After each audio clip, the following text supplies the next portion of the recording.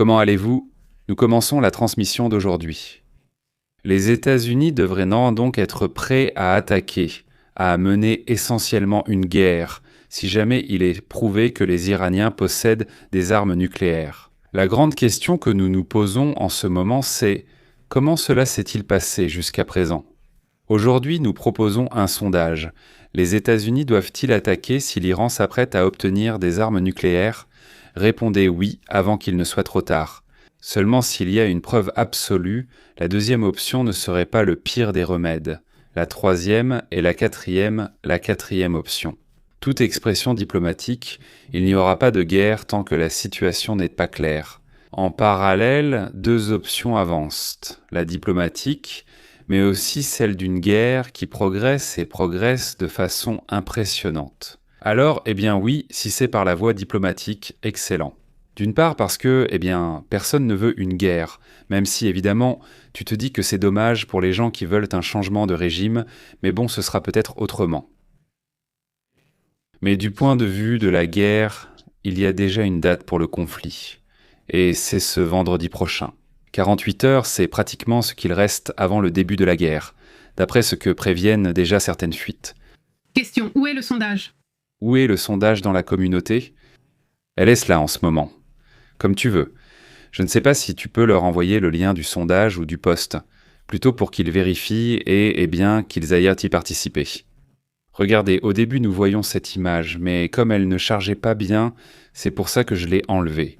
Mais bon, c'est même devenu un peu comme une fête, parce qu'ils amènent de la musique, ils amènent tout. Mais évidemment, c'est aussi un deuil pour les personnes. Ils sont morts, je crois que Twitter ne fonctionne pas bien. Mais cette image est partagée aujourd'hui pour montrer que les manifestations continuent, mais aussi pour rendre hommage à ceux qui sont tombés pendant tout ce temps. Les gens d'Iran demandent « Bon, est-ce que c'est toujours actif cette fois-ci ?» Une autre ville qui s'ajoute, disons, qui commence à participer, non?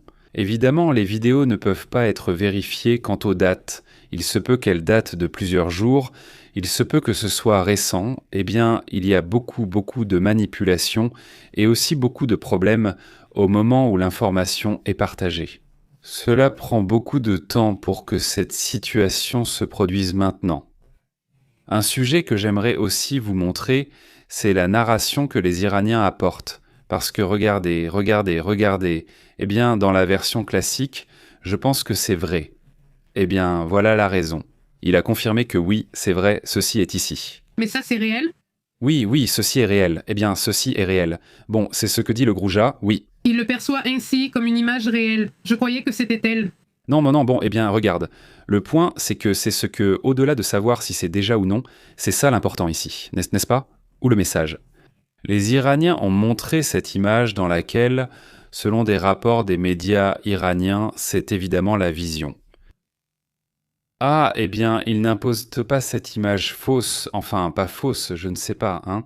L'important, c'est qu'ils l'affichent pour dire qu'ils préparent les tombes temporaires des soldats américains et qu'ils auraient en préparé 5000 tombes prêtes selon eux. C'est la narration qu'ils apportent là-bas, c'est-à-dire, ils amènent une narration de conflit total, juste pour les quotas parce que non. C'est-à-dire, allons, le conflit ne vient pas d'un seul côté. Ici, il y a deux camps très puissants. D'un côté, un pays qui, selon ce qu'on croit, est en train de préparer des armes nucléaires.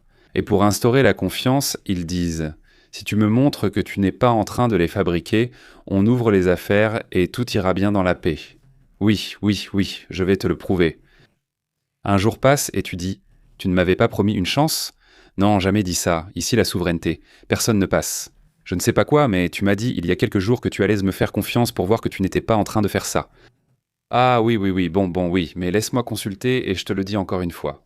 Une semaine passe, mais il reste ainsi des années à répéter cela. Évidemment, c'est une stratégie pour faire perdre du temps.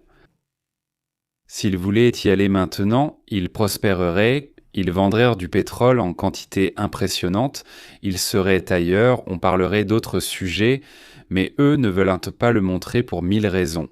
Le fait est que tout ce qu'ils soupçonnent, y compris l'OEA, qui est cet organisme de l'ONU chargé de surveiller les risques nucléaires, disent que tout cela est très suspect. Pourquoi veux-tu? de l'enrichissement d'uranium à 60% et 440 kg d'uranium, ce qui te permet de fabriquer entre 10 et 12 bombes nucléaires. Quand tu dis que tu n'as pas de programme nucléaire, évidemment c'est totalement faux, non ? Donc il y a bien un programme nucléaire et un programme d'armement. Je te l'ai dit logiquement, parce que tu aurais l'affaire de ta vie, pour toi, pour ta population, qui est dans la misère, hein. Mais tu refuses de montrer. Alors que se passe-t-il ? Évidemment, il y a un intérêt total à fabriquer des armes. Que cela justifie une guerre, là je vous le demande. Et vous, justifiez-vous une guerre ou pas ? Celui-ci ? Mais bon, qu'est-ce qu'on sait ? Qu'est-ce qui se passe ? Où en est cette affaire ? Il y a plusieurs sujets à aborder concernant l'affaire de l'Iran. D'abord, je pense qu'il faut revenir à cette idée selon laquelle on aurait, soi-disant, 48 heures pour ne pas partir tout de suite. Exactement. Ce week-end soi-disant, c'est-à-dire que ce week-end-là, je voulais tomber. Je suis tombé en 2022. Ce serait le jour du conflit. D'après ce qu'il rapporte, donc ce serait ce moment-là.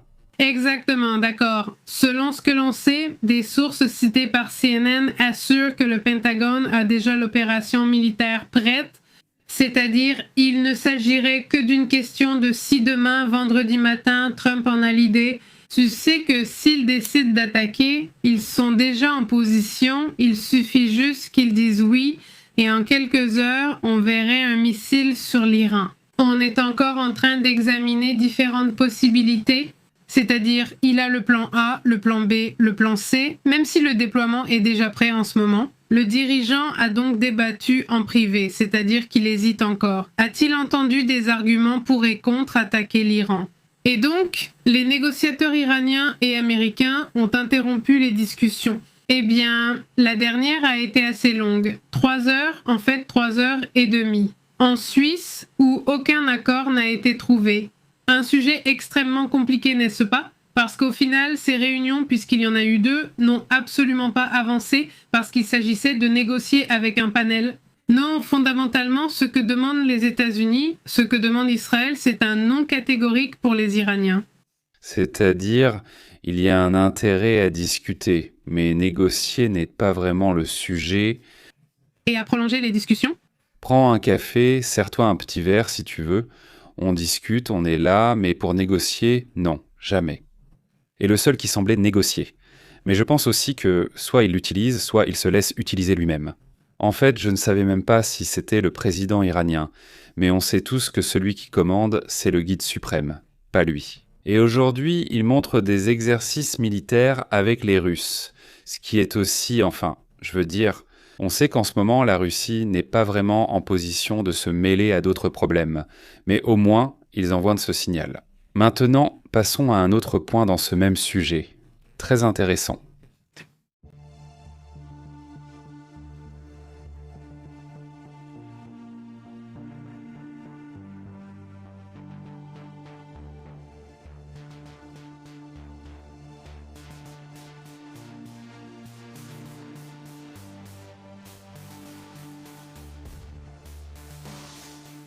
Remarquez qu'il est rapporté qu'Israël serait en alerte maximale. C'est ce qui se passe.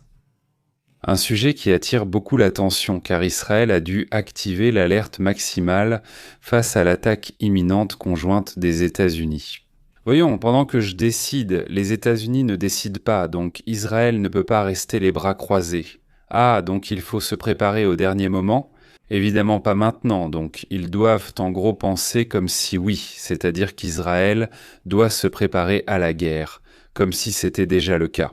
Si ça ne se fait pas, eh bien ça ne se fait pas, parce qu'au final, une chose est claire, s'ils y vont, ils n'iront pas séparément, c'est-à-dire que s'ils y vont ensemble. Parce qu'Israël sait qu'en cas de guerre, ils seront aussi les premiers à être attaqués. L'un des principaux intérêts des États-Unis, ce serait les bases militaires. Mais Israël lui-même, Israël active aussi l'alerte maximale face à un conflit potentiel, qui est désormais imminent, en gros... Exactement, pardon ? Imminent. Et ce n'est pas seulement ça, mais ils font ce qu'ils font, c'est-à-dire voler. Et d'autres groupes feront probablement la même chose, je suppose. Très bien pour l'instant.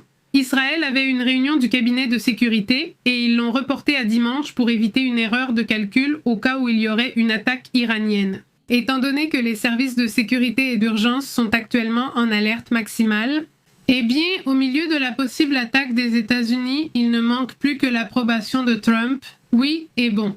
Le gouvernement de Benjamin Netanyahu a renforcé cette préparation militaire. Face à cette éventualité, non, il y a déjà des sources de CNN, d'Al Jazeera, différents médias qui rapportent déjà que Washington est sur le point de faire ce mouvement.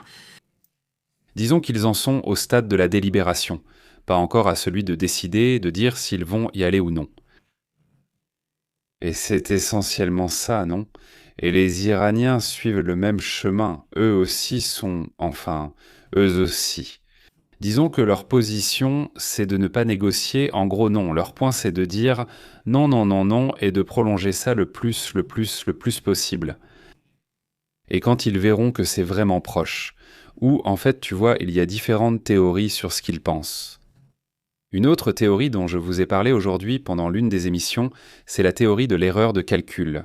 C'est-à-dire que les ayatollahs disent, bon, oui, qu'ils attaquent parce qu'en ce moment, il y a une désunion totale en Iran à cause de tout ce qui s'est passé contre la population.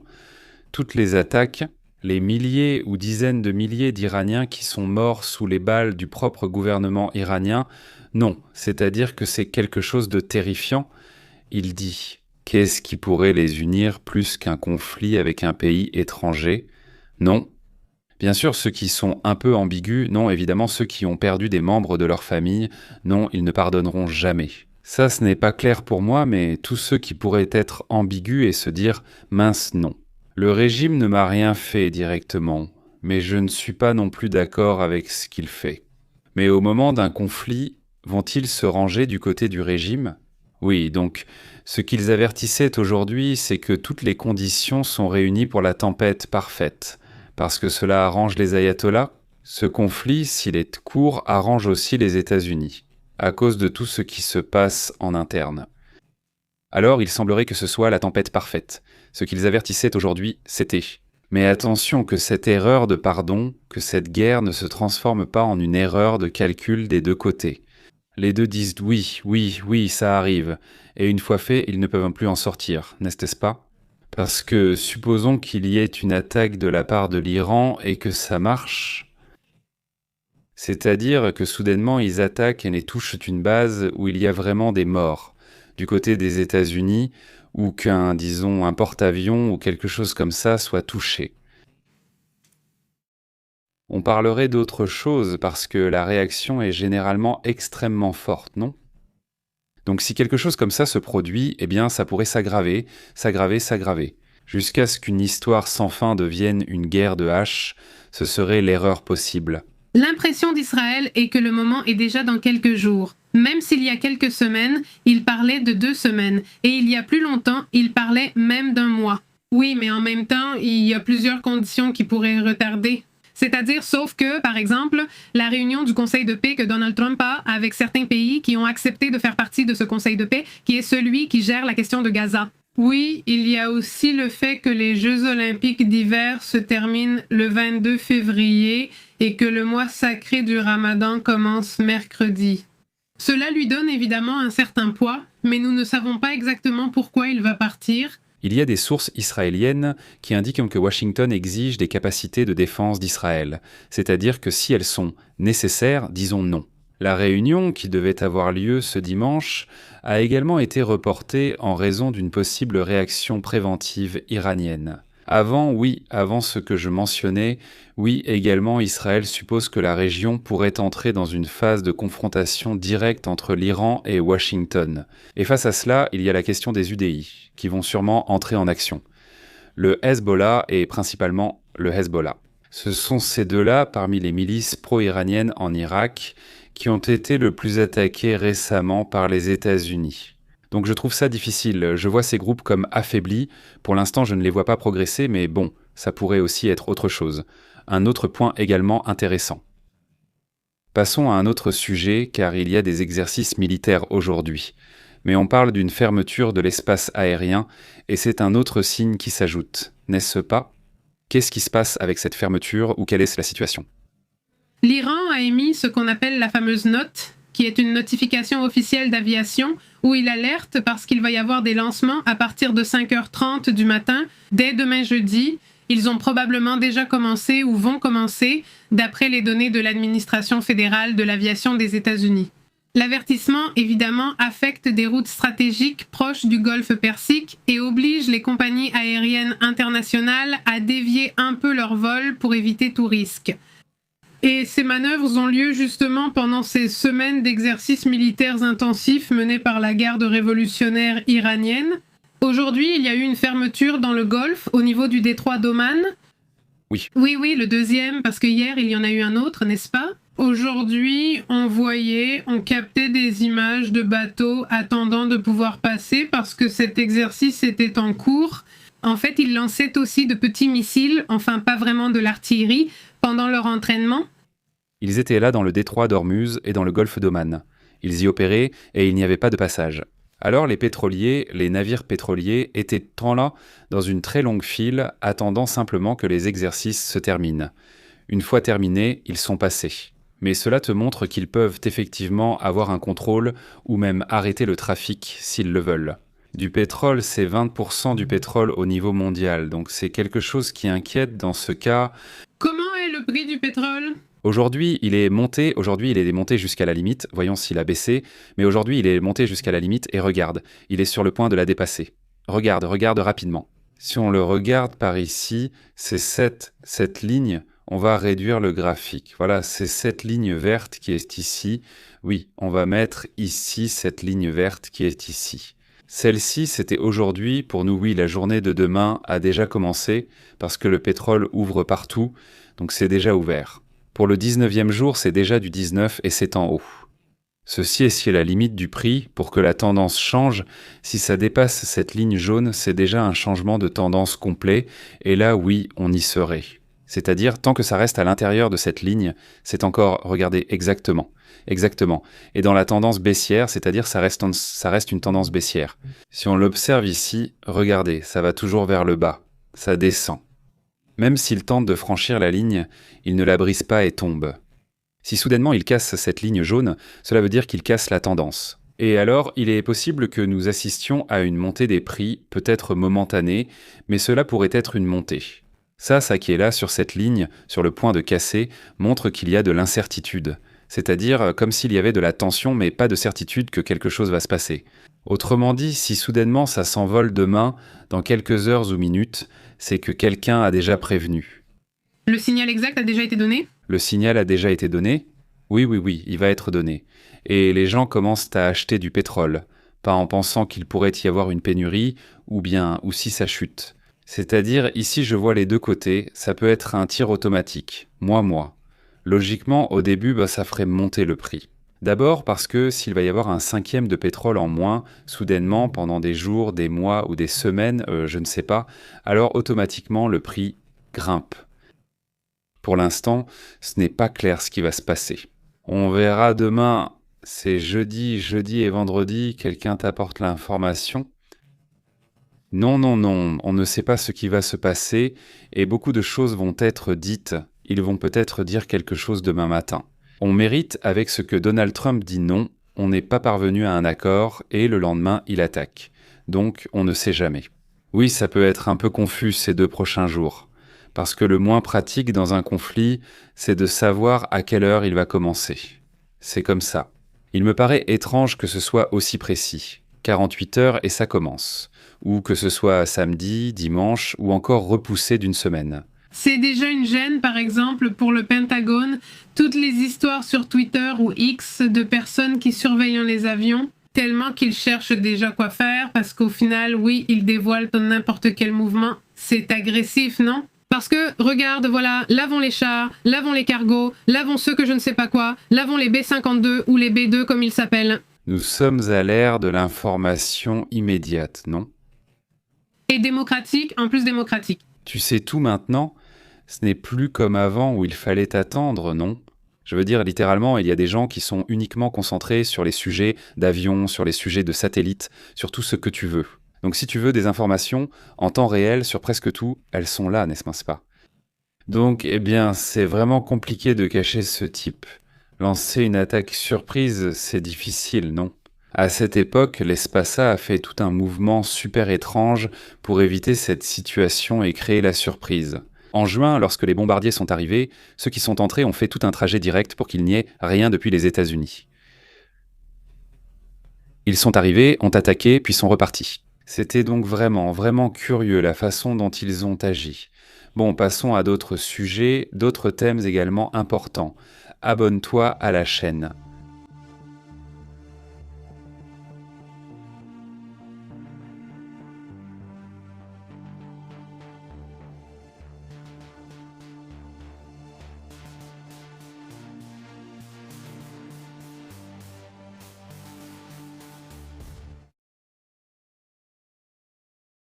J'ai été avec vous à Moscou, Monsieur le ministre, non seulement en tant que ministre des Affaires étrangères, mais aussi en tant que ministre. Alors, que se passe-t-il? Que dit Vladimir Poutine là-bas?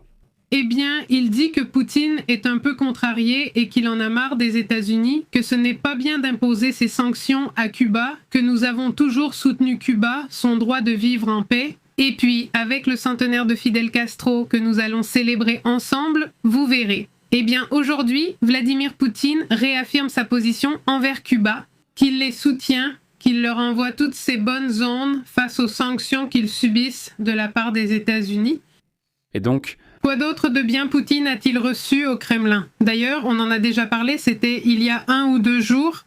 Le ministre des Affaires étrangères cubain était là-bas en Russie, essayant de chercher de l'aide, un soutien de la part de la Russie. Et aujourd'hui, il a eu le privilège, vraiment parce que tout le monde n'est pas reçu par Vladimir Poutine, et il a été reçu par eux à un moment critique. C'est terrible ce que vit Cuba, surtout les gens, la population. Et le dirigeant russe a assuré que la Russie sera toujours du côté de Cuba dans sa lutte pour l'indépendance et dans le droit de suivre sa propre voie. En fait, Moscou a qualifié cela d'inacceptable, les nouvelles sanctions imposées par les États-Unis. Cette fermeture, qui n'autorise pas l'entrée de pétrole, et les sanctions contre quiconque ose envoyer du pétrole, eh bien, la crise énergétique de Cuba s'est aggravée depuis janvier, suite aux décisions du président Donald Trump. D'ailleurs, les Cubains disent que les coupures de courant ne datent pas d'1 an ni de 2, mais qu'ils vivent avec ces coupures depuis 6 ans, donc cela fait déjà pas mal de temps. Et il faut rappeler que Trump a ordonné cette coupure de pétrole qui, évidemment, puisque cela fait déjà 6 ans qu'ils subissent des coupures de courant, a fini par achever ce qu'est le système électrique de Cuba. la rencontre va au moins renforcer l'idée classique que la Russie soutient Cuba. C'est un soutien, pour l'instant plutôt symbolique, non? Mais bon, il fallait le dire. Si cela a été dit par Vladimir Poutine, il l'a déjà dit, il s'est déjà exprimé, et jusqu'à présent je vois que la pression reste forte sur le régime cubain. C'est vrai que, eh bien, ça aussi c'est bien. D'ailleurs, de l'aide humanitaire est déjà en train d'arriver. Mais un pétrolier est aussi arrivé avec soi-disant 300 000 barils. Enfin, c'est ce qu'il peut contenir. Oui. Qui sait s'il en transportait? Ce n'est pas clair si c'était du pétrole ou de l'essence, mais ce sujet n'a pas été beaucoup abordé, tout l'intérêt porte sur ce qu'ils vont dire. Mais bon, c'était intéressant, en tout cas ce rapport. Au fait, un autre sujet qui attire l'attention, c'est que Donald Trump exerce des pressions pour maintenir le contrôle de l'île Diego Garcia. En réalité, c'est plutôt un atoll qu'une île, non? C'est-à-dire, c'est une toute petite île minuscule. Voyons si je la trouve. Regarde, non, ça c'est Hawaï, ce n'est pas là. C'est ici, dans l'océan Indien. Oui, par ici, voyons, c'est vraiment difficile de la trouver. Oui. Toute petite? Toute petite, mais bon, j'ai déjà plus ou moins tenté et on l'a plus ou moins placée. Ils disent que si tu l'as du premier coup... Je ne vais pas jeter la première, tu verras. Non? Fils, pour moi, raconte-moi. Dis-moi si je devine. Raconte-moi bien. 9, 8... 7 6, 5, 4, 3, 2, 1. Si tu ne l'as pas perdu, T'as déjà tant perdu. Donc, il fait un 0 et il va te mettre Hey. je t'ai fait passer de 10 à 0, tu l'as vraiment fait. Tu ne l'as pas trouvé, toi? Dis-moi oui. Mais 10 secondes pour moi. Tranquille. Il est là, je l'ai vu. Voyons où il est là. Qu'est-ce que c'est ça? C'est. Où est la Terre? Alors attends-moi, regarde, c'est qu'elle est vraiment, vraiment toute petite. La voilà, c'est-à-dire, Qu'est-ce que c'est? je mérite vraiment de patiner. Au minimum, eh bien, un 9,59. Homme? Allez, prof, allez.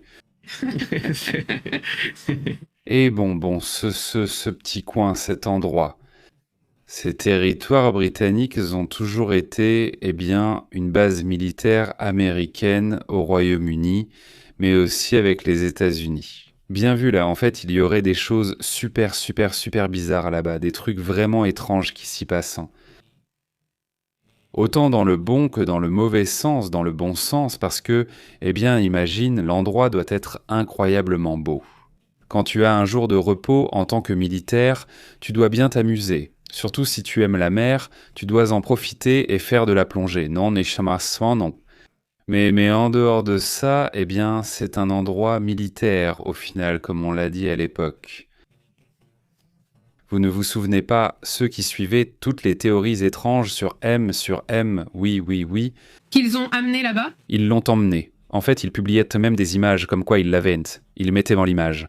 Oui, imagine, ils disaient « Voici le petit morceau de l'avion » et je ne sais pas quoi, regardez la carte. Et voilà, non. Alors ça, eh bien oui, il y avait beaucoup de choses très étranges, mais bon, le fait est que le dirigeant Donald Trump a souligné que la base militaire stratégique située dans l'océan Indien, eh bien pour lui, c'est au moins un point clé en cas de conflit possible avec l'Iran.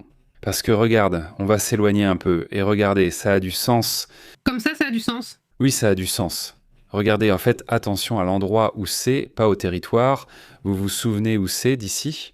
Eh bien, regarde, tu peux attaquer l'Iran, mais l'Iran n'a pas la capacité de mener ses attaques jusqu'ici. Donc, ça a toujours été le problème avec cette île. Et si toi, depuis ici, tu l'attaques, et regarde, l'Iran n'a aucun moyen de répondre, il ne peut pas riposter contre d'autres bases militaires, il peut répondre à Israël, mais il ne peut pas répondre au point d'origine. Donc, eh bien, c'est l'une des idées, non ? Le président des États-Unis s'est adressé au Premier ministre du Royaume-Uni, Karen Stalmer, qu'aujourd'hui, ils ont eu un appel pour ne pas céder le contrôle de l'île Diego Garcia, située dans l'océan Indien. Parce qu'il voulait la céder à Maurice, il me semble, oui, il veut la céder à Maurice, qui est un petit pays. Ils allaient en peut-être la leur passer, même s'ils y resteraient les quoi qu'il arrive. Et Trump, dans son idée, c'est comme comment ? Je veux dire, comment ça va se faire gratuitement ? En gros... Exactement, ils vont donner aux dirigeants leur justification, parce qu'au début, il a fait un caprice, mais il n'a rien justifié. Maintenant, il justifie déjà, en disant que c'est important de l'utiliser comme base militaire pour pouvoir répondre aux attaques de Téhéran. Si aucun accord n'est trouvé sur le programme nucléaire, eh bien, tout indique qu'aucun accord n'a été atteint. Et dans un message qu'il a diffusé sur les réseaux sociaux, Trump s'est exprimé. Il a déclaré au Premier ministre Stalmer du Royaume-Uni que les baux ne servent à rien avec ce pays et qu'il commet une grave erreur en signant un bail de 100 ans avec celui qui revendique, entre guillemets, des droits, un titre et des intérêts sur Diego Garcia, stratégiquement situé dans l'océan Indien. Eh bien, c'est le commentaire qu'elle a fait à l'époque lorsqu'elle a appris qu'on allait céder. Elle a poussé des cris d'indignation. En gros, ça ne lui a pas du tout plu, mais alors pas du tout. Et bon, un autre sujet qui attire l'attention, c'est qu'on en a parlé là-bas. Monde du conflit a été le premier où je l'ai vu. J'ai ensuite vu d'autres rapports de supposées coupures de courant au Paraguay. Je laisse donc cela ici, sachant que notre communauté au Paraguay nous regarde. S'il y a quelqu'un là-bas en ce moment, dites-le nous dans les commentaires.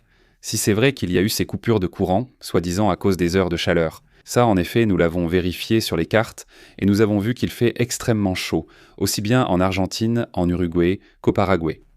Donc, ça me semblerait logique qu'il y ait soudainement des coupures de courant quand tout le monde allume la climatisation en même temps. C'est compliqué, mais bon, un salut à tous ceux qui nous regardent au Paraguay. J'espère que l'électricité est revenue et que la coupure a été brève. Un autre sujet qui attire aussi l'attention, c'est ce général iranien. Qu'est-ce qui se passe ? De nombreux généraux et membres des gardiens de la Révolution l'ont suivi. Ce général iranien se nomme Mohammad Reza Matki. Et il dit que les États-Unis sont finis et qu'ils ne peuvent absolument rien faire. Même s'ils déploient 12 porte-avions, eh bien, pour leur chance, il n'y en a que 2. Il n'y en a que 2 qui sont là, n'est-ce pas ? Enfin, mais le problème ici, c'est qu'en interne, ils ont une... C'est ce qu'ils voulaient. Ils voulaient se sentir attaqués pour pouvoir se victimiser et dire, eh bien, que certains habitants les soutiennent et qu'ils ne perdent pas totalement le soutien de la population. C'est ce que tente de faire ce général, appelé Mohamed Reza Natiki, qui fait ce commentaire à la télévision, sur certaines chaînes là-bas en Iran aussi, ce qui attire l'attention.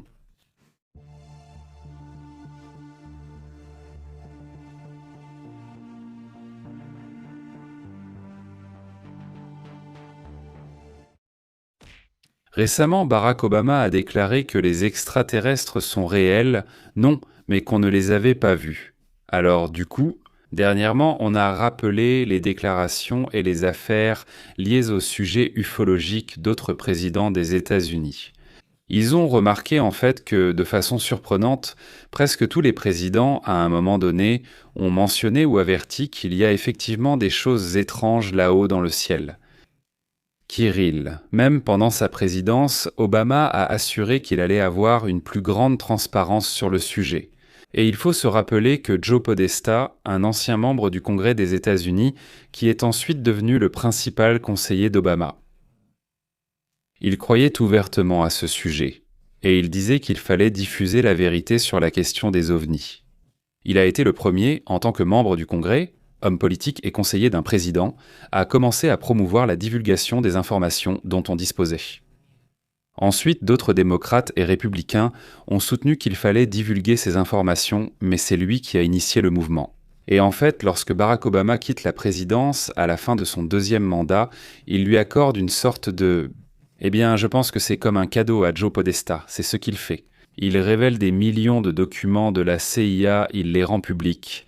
Et parmi ces millions de documents, il y avait des dossiers qui concernaient pour le sujet des ovnis. Donc à partir de ce moment-là, quand Obama fait ça, et il le fait, je pense pour son ami Joe Podesta. D'ailleurs, c'est lui qui a mené la campagne d'Hillary Clinton, c'est-à-dire c'est lui qui a conseillé la campagne. Ce qui n'a pas bien marché, mais visiblement, il ne l'a pas compris. Comment gérer un Trump, non, politiquement parlant, je veux dire, et médiatiquement parlant, ils ne l'ont pas compris. Mais, point à part, en laissant cela de côté et en entrant dans le sujet des ovnis et tout ça. Il y avait un dossier très intéressant. Grâce à ce dossier, on sait par exemple qu'il existe, que la CIA a effectivement mené ses études sur la télépathie et la télékinésie. Tous ces sujets, le projet, comment il l'appelle, le projet de la CIA. Il y a aussi le projet MKUltra. Toutes ces informations sont sorties grâce à ce que le gouvernement d'Obama a révélé à l'époque, quand il était sur le départ. Mais il y avait un dossier qui ne concernait que des choses liées aux ovnis, et comment ils avaient investi des millions de dollars dans des recherches pour pouvoir déterminer ce qui se passait avec ces objets. C'est là que le sujet s'est arrêté, non ? Mais plutôt, par exemple, Dwight Eisenhower, non Eisenhower, Eisenhower. Un autre président, donc, a aussi assuré que ce sujet lui paraissait intéressant, non ? À son époque, il a dû faire face à plusieurs rumeurs selon lesquelles il participait constamment à des réunions, même avec des gens venant d'autres parties de l'univers. Non, il existait des théories jamais confirmées, mais on disait toujours qu'il se réunissait avec des gens d'autres planètes. Ce Kennedy, il faut se rappeler qu'il a intensifié l'ère spatiale et qu'il avait une approche très engagée, mais il n'a pas parlé clairement de ce sujet, à ce que l'on sache. Bill Clinton, lui, pendant son gouvernement, il dit, parce qu'il l'a révélé dans les médias, qu'il a ordonné d'enquêter sur la zone 51 pour voir ce qui s'y faisait. Et il dit que, eh bien non, qu'il n'a rien trouvé de concluant. C'était la réponse, ce qui est curieux, car tu te demandes comment une enquête peut ne pas être concluante. C'est pourtant simple, enquête-t-il sur les ovnis ou non ? Et c'est tout, non, et voilà, ce n'est pas concluant. Alors, ils ont laissé l'esprit ouvert à la possibilité, on ne peut pas te dire, et voilà, je pense que oui, en gros, non, ça dépasse ton salaire, non, oui. George Bush n'a pas approfondi publiquement le sujet, mais a reconnu en interview la possibilité de phénomènes inexpliqués. Il n'est pas allé plus loin. Aussi, eh bien, Donald Trump. Il a reconnu qu'on lui avait donné, qu'on lui avait montré des objets et qu'on lui avait montré des documents. Mais malgré cela, lors de son premier mandat, il s'est tout de même montré sceptique sur le sujet, et lors de ce second mandat, soi-disant, c'est ce qu'a affirmé un réalisateur de documentaires qui connaît des personnes proches de l'entourage de Trump. Il dit qu'entre la Coupe du Monde ou après, il pourrait y avoir une annonce dans laquelle ils vont parler de ce sujet, et sur ce que les États-Unis sauraient soi-disant à propos du sujet avec Joe Biden. Des bureaux ont été créés au sein du département de la Défense pour étudier les gardes. Officiellement donc, comme tous les présidents, bien sûr, et plusieurs autres bureaux chargés simplement d'étudier le sujet. Et puis, bon, j'en oublie, il y en a plusieurs autres. Je ne veux pas non plus m'étendre trop là-dessus, mais ce que je veux dire, c'est que c'est quand. Il y a des gens qui le prennent comme une légende, comme un mythe, non? Je suis tout à fait d'accord sur le fait que chacun puisse et ait le droit d'être sceptique.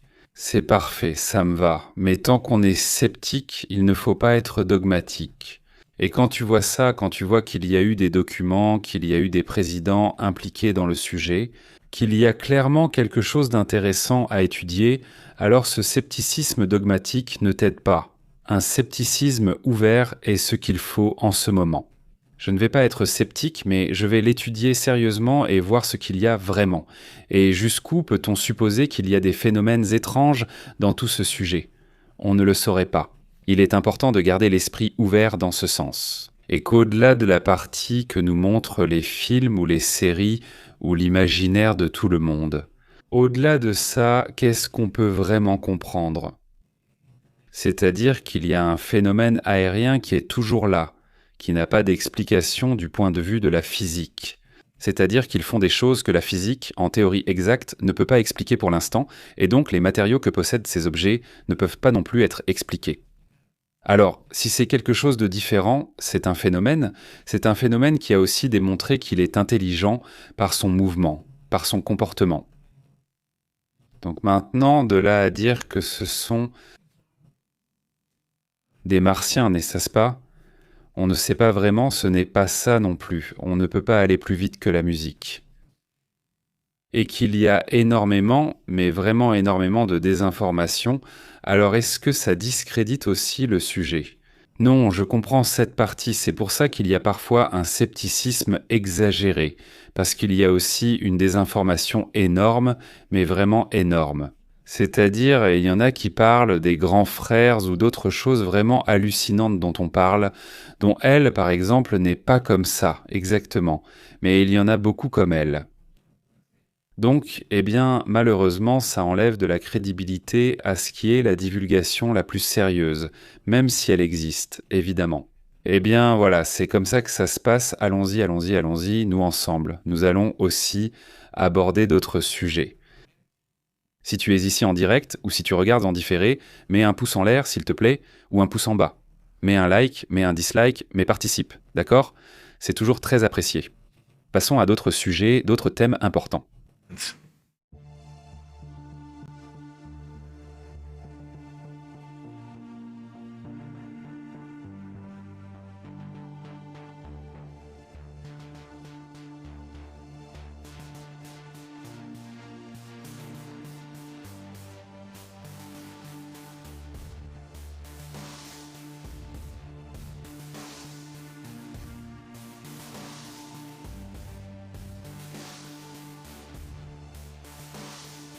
Vous vous souvenez de l'affaire de Nancy Guthrie, n'est-ce pas? Cette femme, mère d'une animatrice de télévision, donc célèbre et aux États-Unis dans les informations, d'ailleurs, elle reste introuvable et maintenant il commence à se tourner vers le Mexique. Ce post que nous voyons a été publié par les mêmes mères chercheuses à Sonora.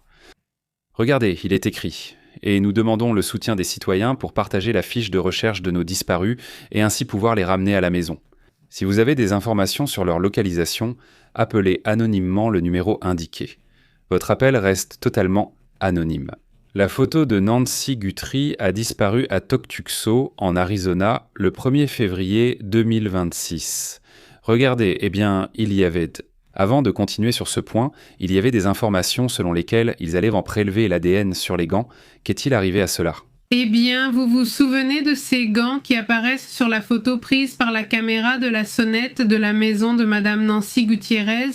Eh bien, il se trouve qu'ils les ont retrouvés, mais l'ADN qu'ils ont prélevé, d'après le laboratoire, ne correspond à aucun enregistrement connu. Les criminels ou les personnes qui auraient fait quelque chose non plus dans le registre du FBI, c'est-à-dire au niveau national. Non. Avec ça, alors ils ne savent pas qui c'est? Imaginez, ils ont déjà l'ADN suspect, au moins parce que moi.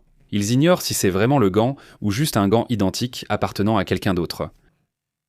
Mais c'est un gant rare, alors. C'est pour ça qu'ils pensent que c'est le gant. C'est-à-dire, c'est un gant qui est peu commun. Un gant rare, mais c'est un gant qui se vend chez Walmart, donc ce n'est pas si compliqué qu'une autre personne l'ait. Le sac à dos vient aussi de Walmart. Et donc le FBI vient tout juste de contacter les autorités mexicaines pour qu'elles les aident dans la recherche de Nancy Gutiérrez. Et donc la personne qui aurait emmené cette dame, aujourd'hui, on informe que le FBI a pris contact. Et selon des sources policières impliquées dans l'enquête, le FBI a pris contact avec les autorités fédérales mexicaines pour informer diverses agences policières. Jusqu'à présent, il n'y a pas d'informations, il n'y a pas de pistes solides, difficiles. Chaque vidéo que je vois de la fille ici, elle a l'air de plus en plus amaigrie, et... Des cernes de plus en plus marquées. Et toute la famille, bon, elle est comme ça, j'imagine qu'ils vivent de quelque chose de très très difficile. J'ai ressenti la dernière fois, d'après ce qu'ils disent, eh bien ils supposent peut-être qu'elle n'est déjà plus en vie. Eh bien, si la dame a besoin de médicaments et qu'ils lui ont déconnecté le pacemaker, ça fait déjà 3 semaines, vraiment 3 semaines. Mais c'est comme s'il disait, en gros, si elle est vivante ou non, c'est ce que j'ai ressenti. Le message n'était pas précis, pas clair sur l'information. Où est-elle? On ne sait rien, n'est-ce pas? Si j'ai parlé du FBI, non, eh bien, il y a aussi celui-ci. Cette affaire n'est pas une affaire qui est actuellement divulguée par cette agence des États-Unis, dans laquelle le FBI de Miami offre $1 million pour toute information permettant de capturer Yo André, alias Iso. Il est le chef d'un gang haïtien. Les 5 secondes, pas comme 5 secondes. Je ne comprends pas mon français. Bon. 2, il n'en parle pas? 5 secondes, je crois qu'il parle français et ils parlent à l'autre. Il dit. Ils sont accusés d'enlèvement, de meurtre et d'autres crimes très graves.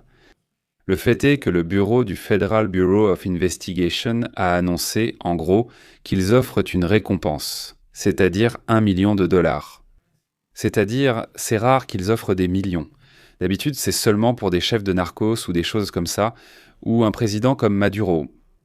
Eh bien, André est désigné depuis longtemps comme le chef de ce groupe. Non. Oui, bon, selon les informations, l'affaire qui a déclenché l'action judiciaire aux États-Unis est liée à l'enlèvement d'un citoyen américain en mars 2023 en Haïti. Vous voyez, ça s'est beaucoup produit. Cette personne a été retenue captive pendant 9 jours, selon le département de la justice des États-Unis. La plainte pénale a été déposée dans le district de Columbia après avoir constaté qu'il y avait eu des négociations directes de rançon avec la famille de la victime. Le FBI affirme qu'André a personnellement participé aux appels pour exiger le paiement de la rançon et a menacé la victime pendant la captivité. Eh bien, c'est un sujet qui a beaucoup fait parler, surtout pendant les premières années, lorsque le président est tombé, le président à qui on a ôté la vie. Ce jeune homme, il faut le savoir, s'appelait ainsi. Et plusieurs personnes qui se consacraient à aider dans des communautés chrétiennes ont été enlevées. Oui, je m'en souviens. Eh bien, voilà cet individu. On offre $1 million, $1 million pour donner des informations qui mèneraient à la capture de ce personnage, n'est-ce pas? Ceci compte aussi parmi les choses importantes. Passons à d'autres sujets. Il y a un sujet avec ce Zuckerberg qui attire mon attention, aujourd'hui. Il témoigne sur les effets des réseaux sociaux. Surtout chez les mineurs, cela attire l'attention, c'est une partie de ce qui se passe avec Zuckerberg, avec le PDG. Il a été le fondateur et créateur de Facebook, l'un des réseaux sociaux les plus connus. Même si cela passe inaperçu, le fait est que le PDG de Meta fait face à des parents et à une jeune fille qui poursuit et accuse Instagram d'avoir nui à sa santé mentale. Le verdict pourrait ouvrir la porte à d'autres poursuites millionnaires contre d'autres réseaux sociaux. Il y a quelques années, une enquête a été menée et ses résultats sont sortis. Ils savaient que c'était addictif, et cela ne les a pas dérangés, ils ont quand même laissé Instagram tel quel. Eh bien, cette personne qui poursuit Mark Zuckerberg a été identifiée uniquement sous le nom de Kaylee. Elle accuse Meta et YouTube d'avoir créé des fonctionnalités délibérément addictives qui l'ont rendue dépendante depuis 9 ans. D'après les témoignages, Instagram aurait été utilisé par des jeunes pendant plusieurs heures par jour, allant même jusqu'à passer plus de 16 heures en une seule journée sur l'application. Mark Zuckerberg a déclaré aujourd'hui que tout allait bien et a défendu l'entreprise, assurant qu'elle gère raisonnablement la sécurité des jeunes. Et il a nié l'existence de preuves scientifiques concluantes liant les réseaux sociaux à la détérioration de la santé mentale. Eh bien voilà, n'est-ce pas? C'est ce qu'il révèle. Évidemment, il sera très intéressant de suivre ces débats qui vont s'ouvrir. D'un côté, tu te dis que tout peut être addictif, n'est-ce pas? Oui, bien sûr, tout peut être addictif. Je veux dire, si tu regardes un dessin animé, une série, tout est fait pour que tu restes et pour t'amuser et pour que tu y passes autant d'heures que nécessaire. Mais en même temps, il y a des limites. Il y a des limites, et surtout si tu t'adresses aux mineurs, parce qu'un adulte, lui, a plus de conscience. Il a plus de choses à faire. Évidemment, comme pour s'accrocher à cette radio. Et il y en a aussi, évidemment. Mais tu dois faire des choses de la vie normale, et tu as un esprit, en théorie, plus préparé. Mais un mineur, là, on parle déjà d'autres sujets. Je me souviens de cette plainte qui a été déposée à cause de la publicité et qui a abouti grâce à des parents. En Californie, ils ont réussi à faire en sorte que la publicité sur Google et YouTube ne soit plus ciblée sur les goûts des mineurs, mais qu'elle soit générale. Ah, tu veux mettre de la publicité pour les mineurs? Eh bien, tu peux la mettre, mais la publicité est générique. C'est-à-dire que, eh bien, ça touche qui ça doit toucher. Parce qu'il disait, mais que la publicité allait arriver de façon très spécifique, à un certain goût, et donc il serait très facile que le produit atteigne sa cible. Eh bien, on a réussi à faire passer une loi qui d'ailleurs a été appelée là-bas l'apocalypse. Toute cette époque, toute cette période, tout ça, avec l'histoire de Daesh, il faisait aussi des choses terribles sur les réseaux, et ça a eu des conséquences pendant des années. Pendant presque 2 ans, presque toutes les chaînes de contenu disparaissaient à cette époque. À cette époque, c'était très compliqué, mais ce sont ces changements de loi qui ont été appliqués.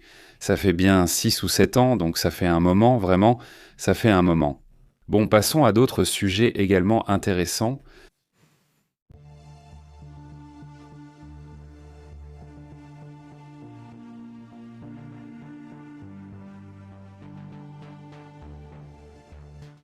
Voir des militaires et en plus le chef, le responsable, le général Donovan, le commandant, le responsable, le commandement du sud des États-Unis, A dit « Vous avez aimé le voyage, la petite fête du 3 janvier », a-t-il dit. A-t-il dit.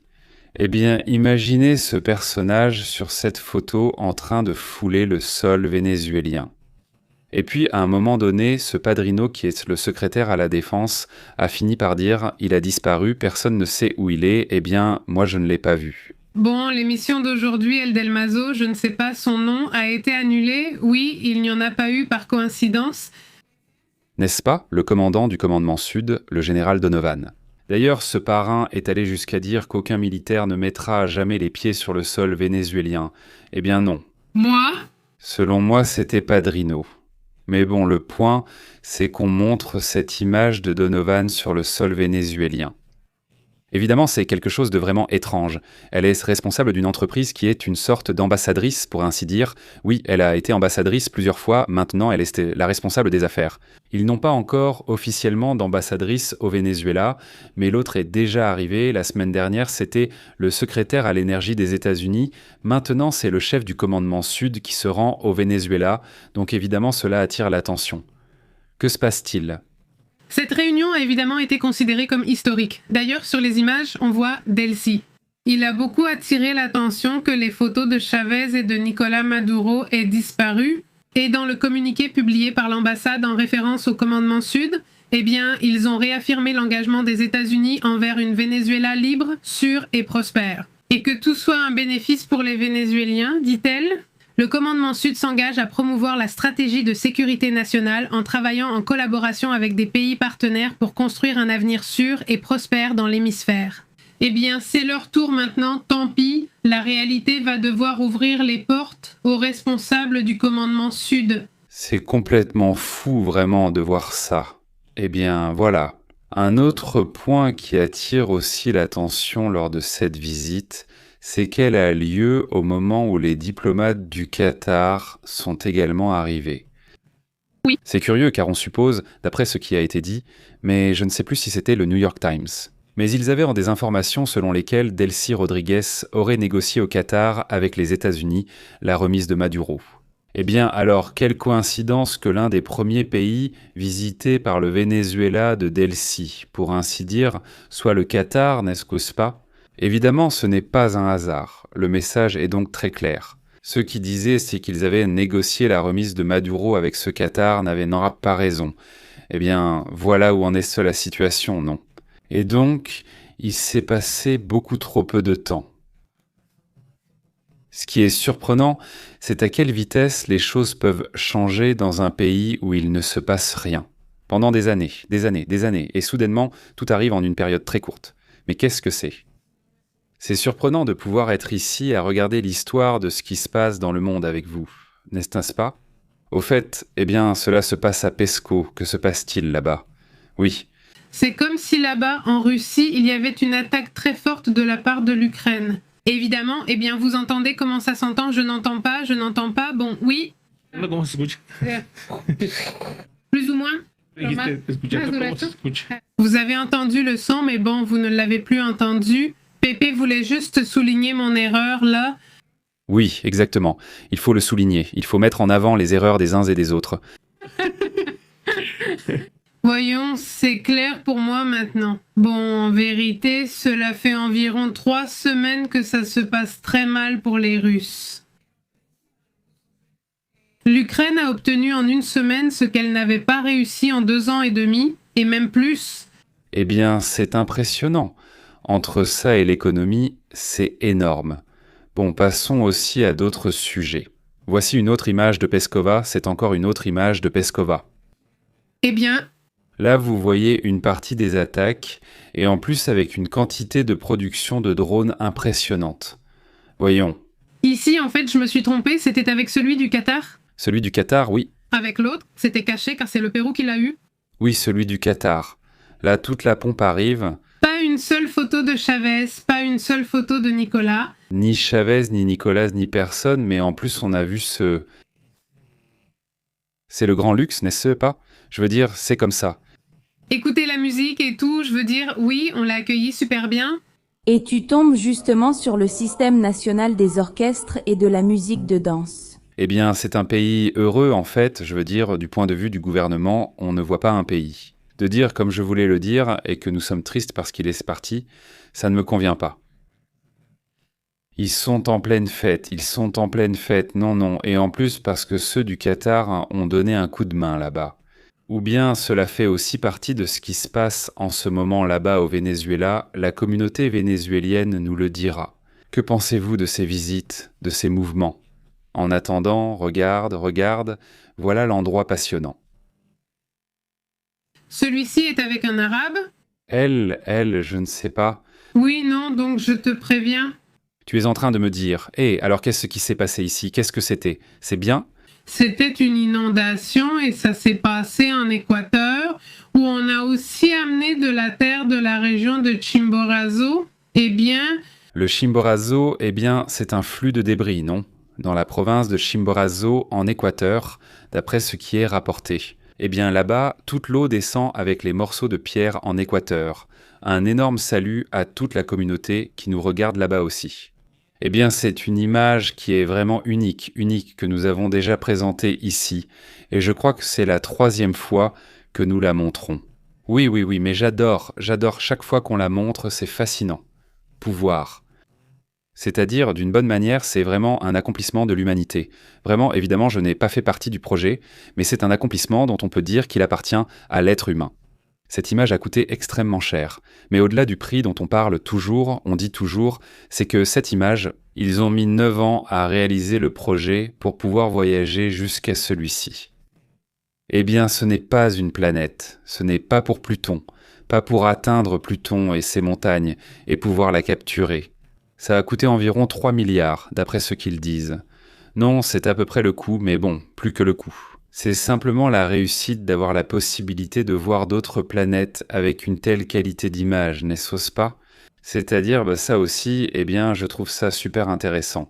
Et bon, alors, quoi d'autre? Qu'est-ce qu'on a d'autre par là? Passons à une autre image. Je crois qu'une autre image vient d'une comète. C'est une comète.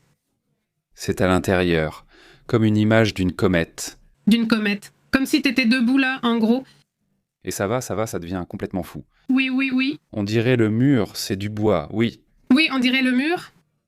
Le mur n'est pas le mur, c'est bien. Ce sera comme une lumière qu'on voit, comme un éclair. Ça, sans connaître les réactions. C'est une image prise par Rosetta, vous vous souvenez? Oui. Rosetta est celle qui l'a capturée. Cette image, c'est le vaisseau spatial Rosetta lors de la visite de la comète 67P, n'est-ce pas? C'est là où il vit... C'est là où vit le petit prince. Non, pas le petit prince, oui, exact. Eh bien, c'est là où vit le monsieur qui fait des comptes, le monsieur sérieux, c'est l'homme. Ne crois pas, c'est un homme d'affaires, et il n'a pas de temps pour des bêtises. Dans le livre, oui. Dans le livre, en principe? Oui, et cette image est ce qu'elle est. Cette image, c'est... Oh là là, c'est une plaie. Maroc. Ce sont les fameuses sauterelles, pas celles qu'on mange partout, même si celles-ci aussi sont comestibles, mais différemment. Montona. Eh bien, beaucoup de ces choses se passent là-bas.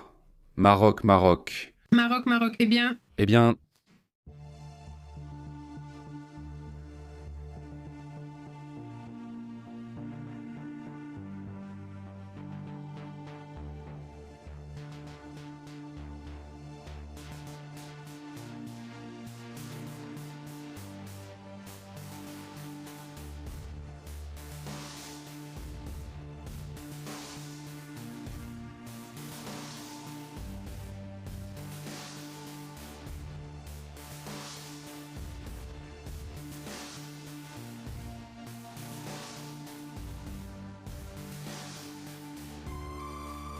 Allons-y, passons donc aux commentaires, ou qu'est-ce qui s'est passé?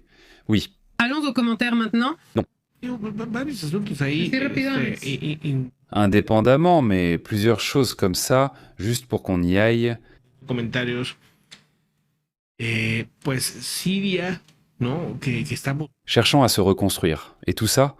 Et ils ont fait une amnistie plus avancée. Parce qu'ils en avaient déjà fait une première, tu te souviens? Mais cette fois-ci, ils excluent les crimes graves et réduisent aussi les peines pour les détenus ordinaires. C'est-à-dire qu'ils cherchent à unir leur pays, un pays qui, eh bien, était divisé. C'est une guerre civile qui dure depuis de nombreuses années, et ils essaient, eh bien, d'oublier un peu le passé. Non, avec certaines exceptions, mais oui, c'est un sujet très intéressant. Le président Ahmed s'appelle Ahmed Al-Sharaf, il ne s'appelle pas... Et donc... Même s'il est un président intérimaire, il a essayé, oui, de faire cela, pas d'unir. Il a déjà réussi à régler la question des Kurdes, par là, il a déjà obtenu des prêts du Fonds monétaire international. Disons qu'il s'y passe des choses intéressantes. Au fait, un autre sujet est aussi ce qui s'est passé en Allemagne. Oui, il y a eu une cyberattaque contre les chemins de fer allemands hier après-midi, mardi, qui a paralysé le service pendant un moment. Oui, hier, mardi, non, aujourd'hui, mardi. Non, aujourd'hui jeudi. Aujourd'hui c'est mercredi. Aujourd'hui c'est mercredi, c'était hier. Hier, dimanche. Cela a paralysé pendant quelques heures les systèmes d'information des trains ainsi que la réservation des billets de la compagnie. Eh bien, selon la Deutsche Bank, ils ont indiqué que grâce aux mesures de défense qu'ils possèdent, ils ont pu éviter des dommages plus importants. Cela aurait pu être bien pire et ils sont revenus à la normale assez vite. La cyberattaque a affecté une application appelée Bank BD Navigator, qui est une page web de banque qui permet essentiellement d'effectuer des opérations. Alors, qui pensez-vous pourrait évidemment être derrière cette attaque? Eh bien, comme toujours, ils soupçonnent les Russes. Eh bien, aujourd'hui, nous parlions de cette mention que fait le Royaume-Uni à propos des attaques et des cyberattaques et tout ce genre de choses. Mais comme je le dis, c'est toujours pareil, c'est-à-dire, à chaque fois qu'ils font des messages comme ça, généraux, ils ne disent jamais quelle est l'attaque. Cette fois-ci, ils le font, non? Oui, bon, ils soupçonnent cela. Ah oui, mais ils le disent, parce qu'après, c'est comme si. Ils ne veulent jamais le dire, mais je veux dire... Ils disent que c'était un incident, je ne sais pas quoi, mais au moins cette fois, ils l'admettent déjà. C'est le nouveau président du Pérou, oui. Oui, c'est qu'ils viennent de le choisir. Rien. D'accord, vite fait. José María Valcasa dit « Quand on lui a demandé à propos de la loi qui interdisait aux mineurs de se marier à partir de 14 ans, aucun empêchement, tout le monde a des relations sexuelles car c'est avec des élèves. » Voyons comment il a répété.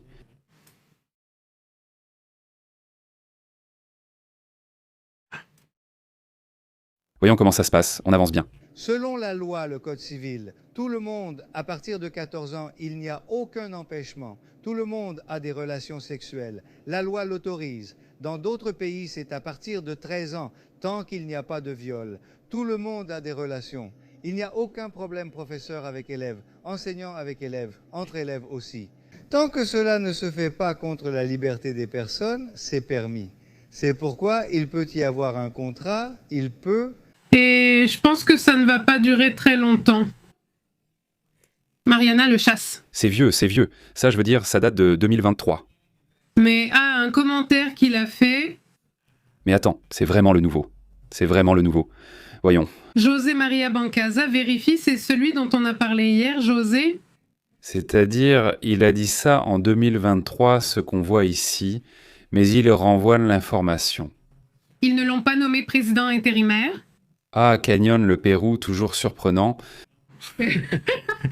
C'est-à-dire, non, mec, mais... Hier, je l'ai félicité ici, et non, mec, le Pérou, et ils ne sont plus le Pérou du Dauphin. Ils sont redevenus le Pérou du Dauphin. Chihuahua. Un salut à tous les Péruviens. Mais comment est-ce possible? Tu vois, ils choisissent pire. La situation est encore pire. Qu'est-ce que c'est? Que s'est-il passé? D'où ça vient? Est-il normal que des jeunes de 14 ans aient des relations avec leurs professeurs? C'est-à-dire que bon...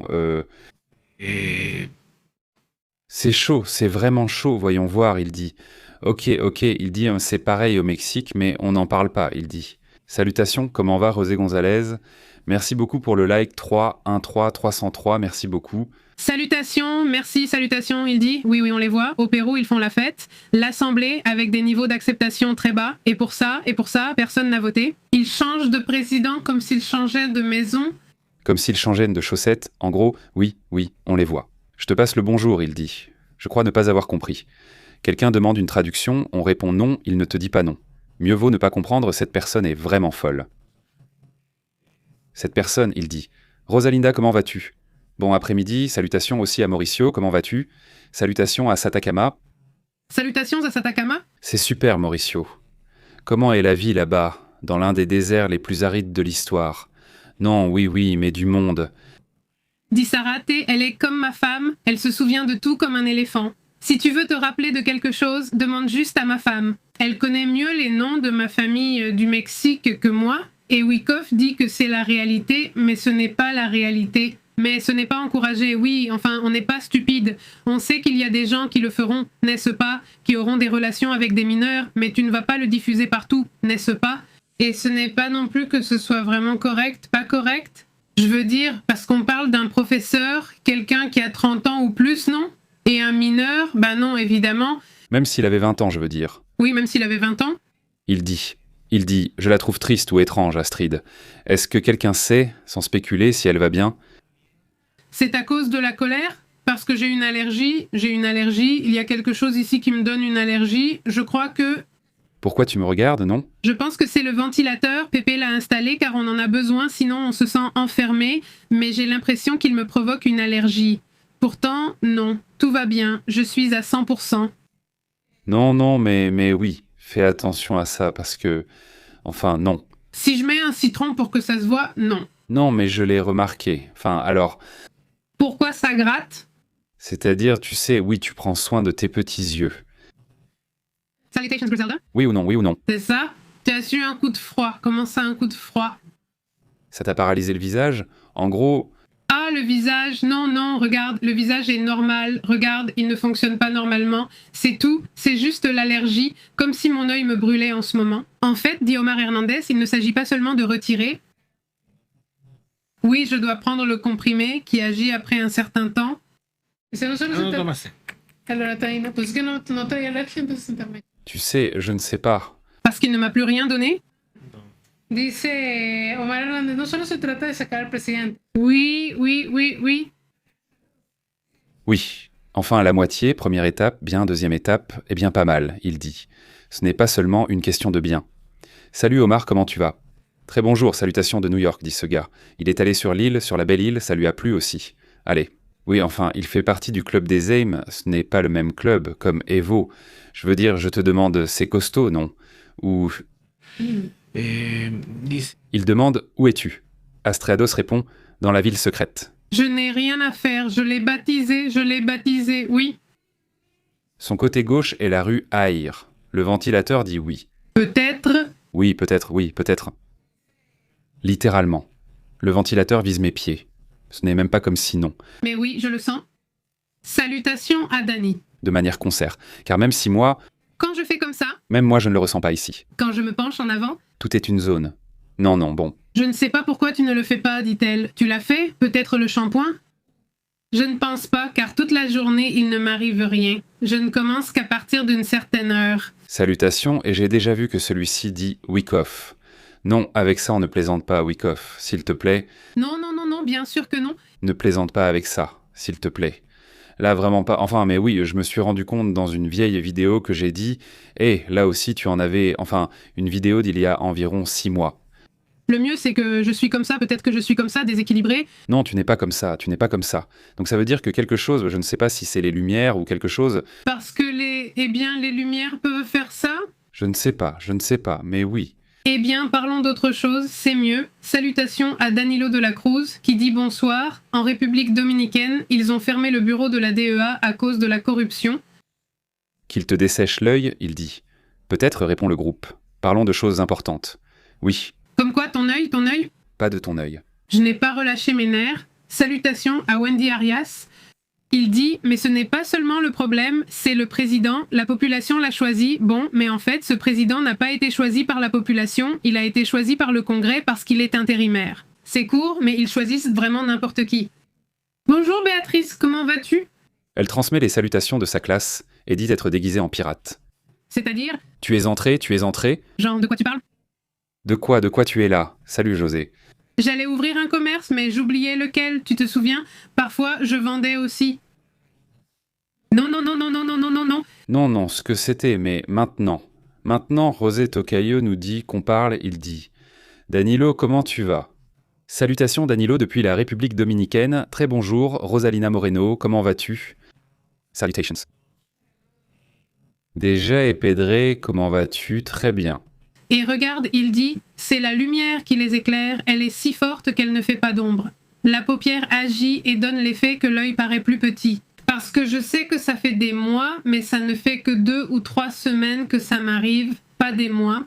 Oui, sí, no, Sí, yo creo que sí. que j'ai vu la vidéo et que j'ai mis sur pause, et alors je me suis dit « Ah non, c'est pas possible, j'avais aussi l'œil, Pour moi, je me suis mariée avec elle, elle a aussi l'œil comme ça, j'allais te parler, mais j'ai voulu la retrouver dans ce cadre et je ne l'ai pas trouvée.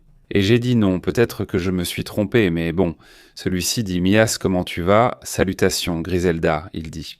J'ai eu une allergie à l'œil, c'était mauvais, quand j'étais enfant ça m'arrivait souvent comme ça. Mais toi, les 2 yeux? Non, je n'y vais pas, ah. Mais ça me paraît plus logique que ce soit les 2.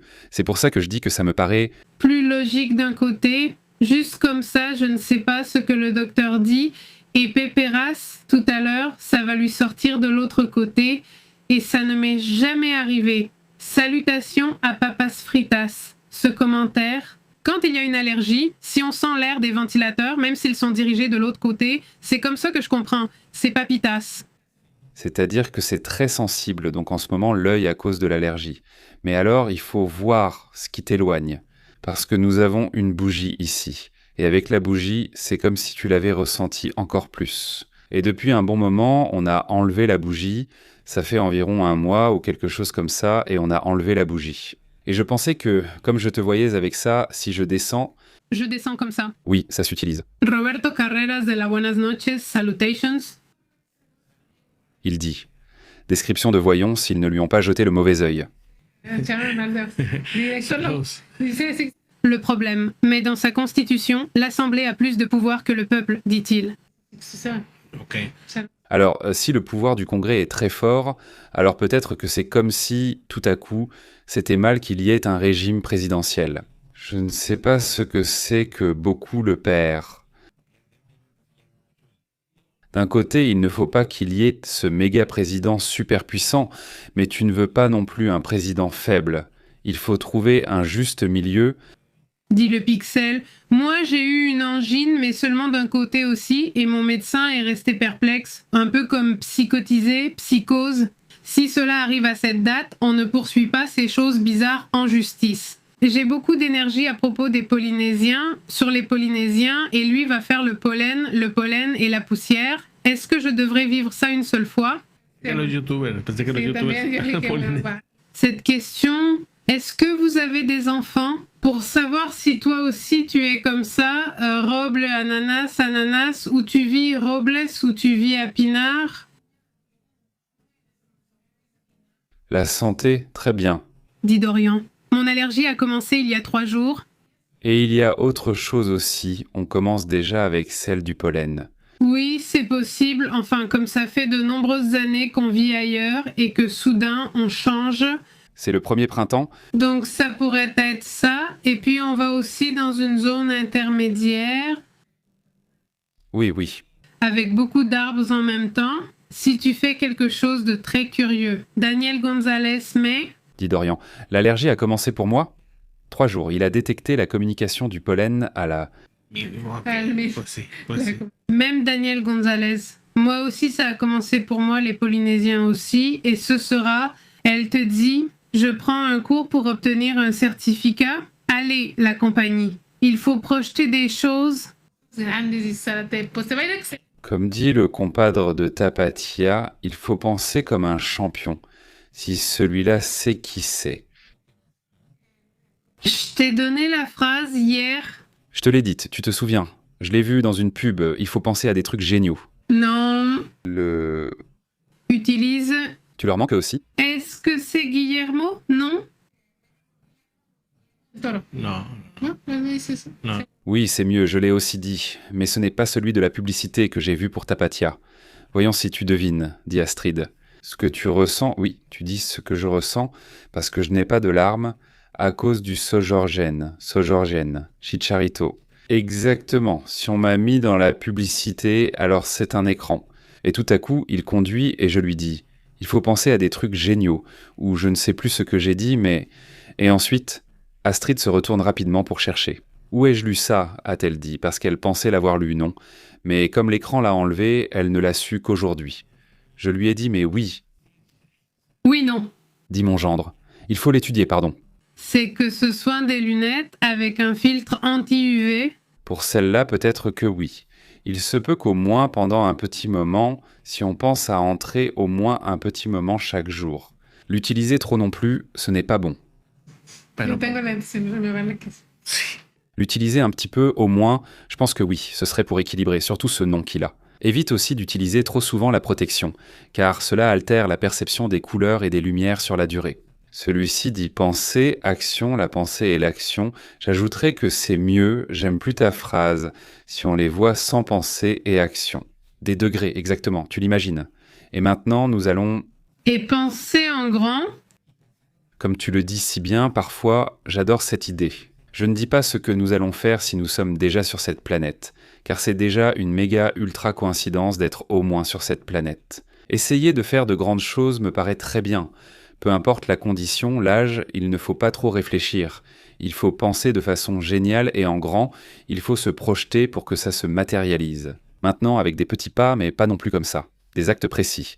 Maintenant, oui, que... En avançant, en pensant en grand et en avançant vers cet objectif clair, simplement vers où tu vas. Parce Parce qu'il y a beaucoup d'exigences en Californie, comme aux États-Unis pour tout le monde. Il y en a beaucoup. Tous, très important. Une autre partie, si je me souviens bien du film, comment il s'appelle, en espagnol, ils l'ont appelé Bronca, mais en anglais, il s'agit d'un Asiatique. Elle est, tout comme c'est une commandante incroyable, en plus, une bonne actrice. Maintenant, on s'est rendu compte qu'il voulait d'abord avoir une entreprise, pas de jardinage ou de construction, mais pour lui, c'est impossible. Elle est excellente, c'est une série. Regardez-la, elle est très amusante, mais elle va bien au-delà de ce qu'elle semble être. À mon avis, ils explorent des choses que, normalement, dans les séries américaines, ils n'oseront pas faire, dit-il. Chicharito est mon gendre, mais il ne le sait pas. Salutations, un grand penseur tapatio, El Chicharito. Le tapatia est vraiment cocu, enfin, tu connais ceux qui le sont. Salutations à Dorian CPP. Que penses-tu du moteur de Mercedes-Benz qui a triché avec son moteur pour obtenir 15 chevaux de plus? Aujourd'hui, c'est le chaos à la fin. Je ne savais pas.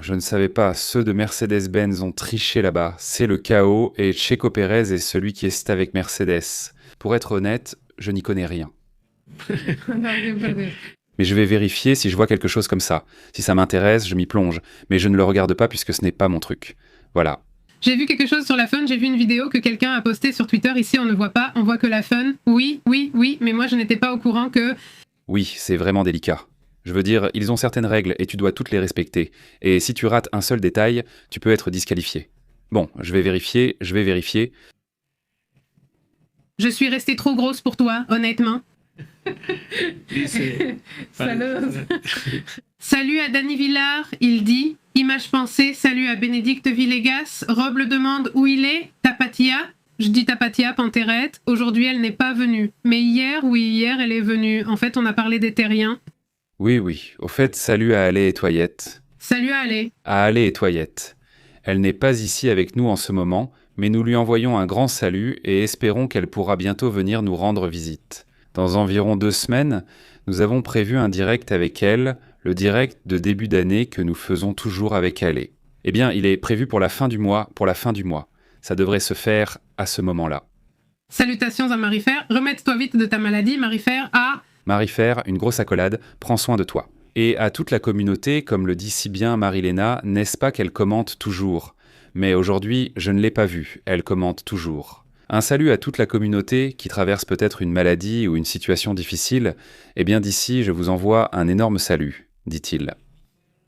Tranquille, dit-il. Là-bas, je suis sûr qu'elle va bien. Sûrement, elle arrivera bientôt par là. Bon différé. Salutations au papa de Novak, dit-il. Il est parti avec un âne. Il dit salutations. Dit Checo, dit-il. Il utilise un moteur Ferrari pour la route, alors que Cadillac, qui développe son propre moteur Mercedes, a Antonelli. Lors des essais, ils ont été très rapides, dit Adasso. Oui, il sait, salutations, dit-il. Ici, si on sait, c'est déjà négocié. Dorian, ils vont changer la composition du carburant et il a jusqu'en août pour régler le problème. Ah, d'accord, ils ont fait ça comme ça pour éviter un scandale, tu vois? D'accord. Oui, ça a l'avantage. Ça a un impact. Tu as de la chance. Eh ben, imagine, c'est comme si c'était un Fury et que le nom de... C'est une très longue histoire. En gros, pour résumer, c'est comme quelqu'un qui porte un costume de mascotte. Oui, de quelque... Petit animal, quelque chose comme ça. Ensuite, ils organisent des événements, ils se réunissent et ils jouent. Donc toi, tu es le chat et toi, tu es ce que... Avec leur génération? Notre enfance a-t-elle été plus longue ou si heureuse que nous voulons la prolonger? Peut-être pas, parce qu'il y a l'endroit où l'on a des petites figurines et qu'elles sont rares, et que si c'est un Pokémon, ça vaut je ne sais combien de millions. Un petit dessin... Louis Harré, comment vas-tu? Bien à toi? Salutations aussi à Rublox MX, comment vas-tu? Checo Pérez? Il fait la promotion de ses vêtements pleins de publicité à Guadalajara, mais il ne monte dans aucune voiture, dit-il. Oui, c'est un tas de je ne sais pas. Un tas comme, il est devenu très populaire parmi les publicitaires. Ça me rappelle cette fille, Lorena, qui jouait au golf, tu te souviens? Elle faisait aussi plein de trucs, non? Elle aussi était de Guadalajara, elle a tout gagné et ensuite elle est partie après le travail. C'est intéressant car elle est devenue numéro 1 mondial. Oui, Et tu dis, ok, je prends ma retraite en tant que chef. Et donc, je veux dire, elle avait ce rêve de, tu vois, devenir maman, lui consacrer du temps. Tu te dis vraiment, c'est intéressant, non? Je veux dire, parce qu'on peut aussi, tu vois, c'est normal de ne pas vouloir s'accrocher juste pour dire, laisse-moi, je suis le premier. oui. Laisse-moi, je m'accroche à être le premier tout le temps. Mais je suis arrivé à ce point. Non, je ne sais pas. Je trouve ça intéressant, je trouve que c'est une décision courageuse, moi. Moi, je trouve que oui. Je veux dire peut-être, oui, peut-être aussi, il n'aimait pas tant que ça, c'est possible, non? Il a dit que c'était déjà son objectif, alors au revoir. Certains restent toute leur vie, car le golf offre beaucoup de possibilités. Oui, il y a vraiment beaucoup de vie. Je veux dire, ce n'est pas tout d'être numéro 1 mondial, n'est-ce pas?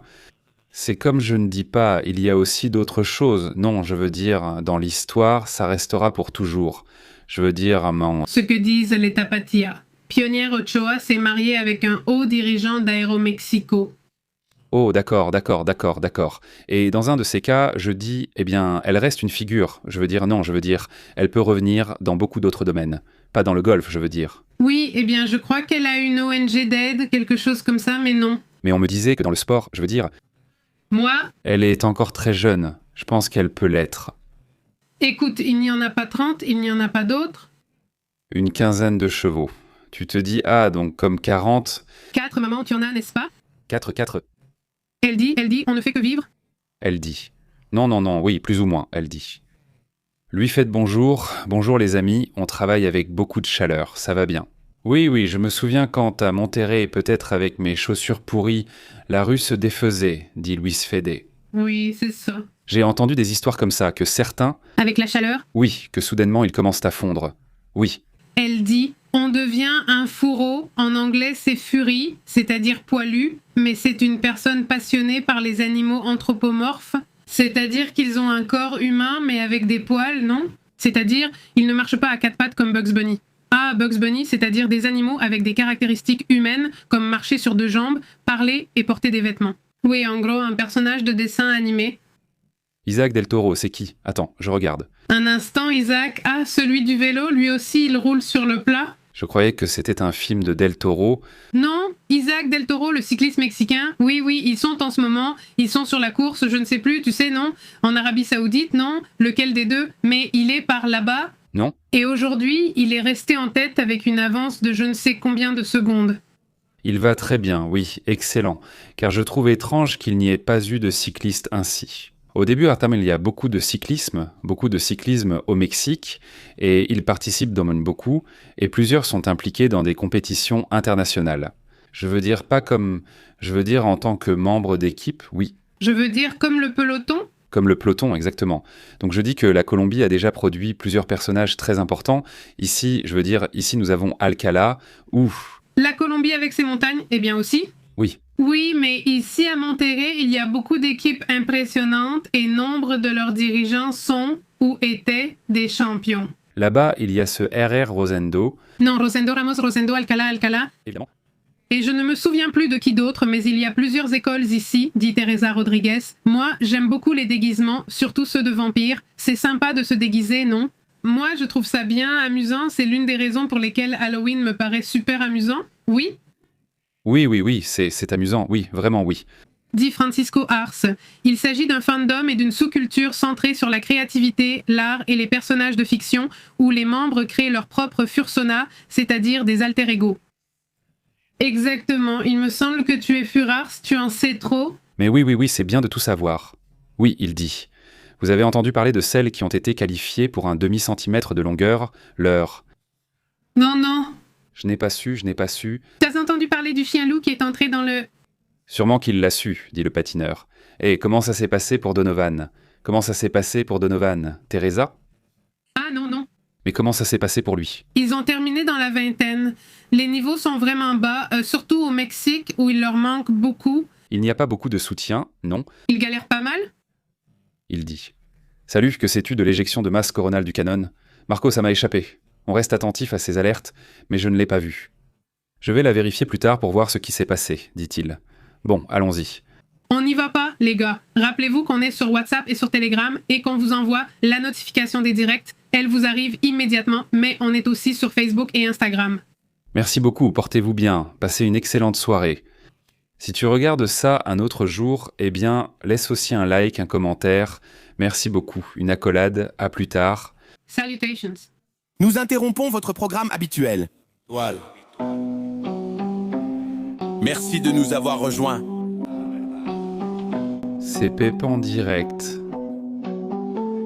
La vérité est intense, pure, l'insolite est réel, pur. Ici, nous l'analysons. Approche globale. Ne reste pas à l'écart. Connecte-toi à la chaîne Pep en direct, contrôlant le signal. Pep et Astrid disent la vérité. Journalisme brut. Ici, on respecte. Active l'alerte. Ne perds pas la trace jusqu'à la prochaine fois. Oui, monsieur, on fait l'appel.